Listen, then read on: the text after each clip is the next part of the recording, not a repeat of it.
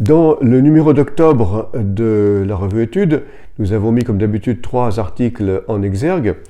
À la veille d'élections importantes aux États-Unis, nous avons demandé à Laurence Tardon, experte sur les questions américaines à l'IFRI, de nous faire une présentation de la situation politique, sociale et politique dans ce pays, en particulier les points forts des programmes des 2 candidats.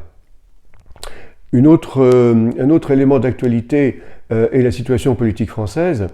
La victoire relative des partis de gauche aux élections législatives dernières. Nous avons demandé à Christophe Prochasson de proposer une réflexion sur l'union de la gauche. Les partis de gauche ont souvent été divisés, l'union a été un peu compliquée, et donc Christophe Prochasson montre effectivement dans l'histoire de la gauche, cette union est parfois difficile.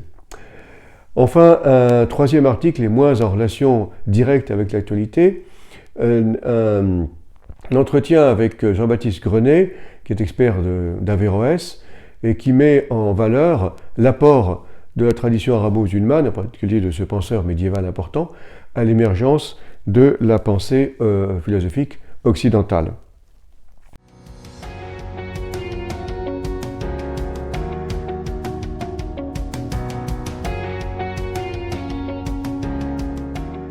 Dans ce numéro d'octobre, d'autres articles complètent ces 3 premiers.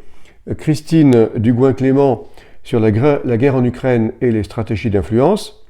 Elena Lassida présente l'économie sociale et solidaire comme la possibilité d'une autre économie. Cédric Perrin sur l'artisanat, est-ce un héritage menacé ou au contraire l'avenir du travail?